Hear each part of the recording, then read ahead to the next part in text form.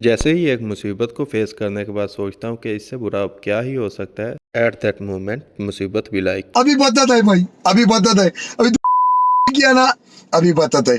भी ऐसा हुआ क्या, ये तो मैं आपको वीडियो में आगे चल के बताऊंगा। तब तक के लिए बने रहिए। नहाने धोने के बाद मैं खुशगवार मूड में अपने घर से निकला काम के लिए। काम पर पहुंचने के बाद पता चला कि आज स्मोक डिटेक्टर्स की इंस्पेक्शन होनी है। इंस्पेक्शन के लिए मुझे तो लगा कि आग जलानी पड़ेगी, लेकिन उन्होंने बताया कि एक स्पेशल काइंड की स्प्रे है हमारे पास जो कि यूज़ करने से स्मोक डिटेक्टर अच्छे से काम कर रहा है या नहीं ये पता चल जाएगा। अभी इंस्पेक्शन मुकम्मल हुई ही थी and fire alarm went of. जैसे ही हमें आवाज़ आई सीधा पहुंच गए असेंबली पॉइंट पे। वहाँ पर हमारी फायर ड्रिल हुई और उन्होंने हमें खुद को बचाने के तरीके बताए। उसके बाद मैं निकल जाता हूँ घर की तरफ। घर पहुंचने के बाद मैं देखता हूँ कि जो मैं सुबह से इतना खुश खुश घूम रहा था, टिकटॉक वालों से मेरी खुशी बर्दाश्त नहीं हुई और किसी अननोन ग्लिच की वजह से मेरी वीडियोस अपलोड होना ही बंद हो गई। मुझे लगा कि मेरे टिकटॉक अकाउंट की अब वाट लगने वाली है, तो मैंने अपनी सारी वीडियोस डाउनलोड कर ली और फिर मैंने सोचा कि मैं इन सारी वीडियोस को किसी दूसरे अकाउंट पे डाल दूंगा। एट दैट टाइम मुझे नहीं था पता कि यह सिर्फ टिकटॉक का कोई ग्लिच है और खुद ही फिक्स हो जाएगा।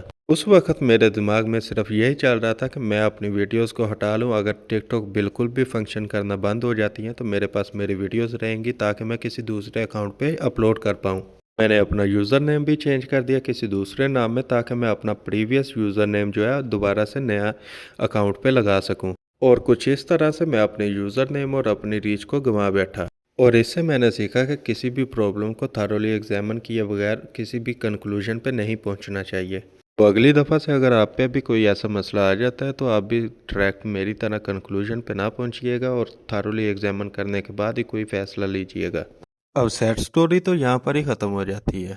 इसके बाद आ जाती है मुझे दोस्त की कॉल और वो कहता है कि मैं तुम्हारे घर के बाहर हूँ, बाहर आके मुझे मिलो। मैं बाहर निकला तो ये दोनों बंदे ऑलरेडी बाहर बैठे हुए थे। वैसे तो मुझे पता था कि क्या होने वाला, मगर फिर भी एहतियाती तौर पर मैंने पूछ लिया कि क्या प्लान है।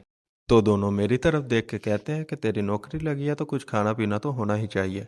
अब इनको कौन बताए कि भाई अभी मेरी नौकरी लगी है, अभी मुझे कोई पैसा नहीं मिला। अब ये दोनों लोग मेरे घर पे आ चुके थे तो मना करना तो इक्वेशन से बिल्कुल ही बाहर हो चुका था।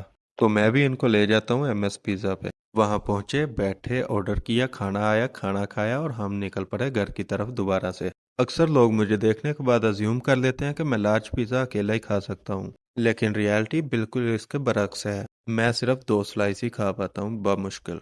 उसके बाद मैं घर पहुँचता हूँ तो घर वालों ने भी फ़िश फ्राई कर रखी थी। अब मैं उनको तो बता नहीं सकता था कि मैं बाहर से खा के आया हूँ, तो मैंने 2 पीस उठाए और खाना शुरू कर दिया। अब ये एक ही पीस खाया था कि मेरी बस हो गई और मैंने फिर दूसरा पीस अपने छोटे भाई को कहा कि मेहरबानी कर तू खा ले और मुझे बचा ले।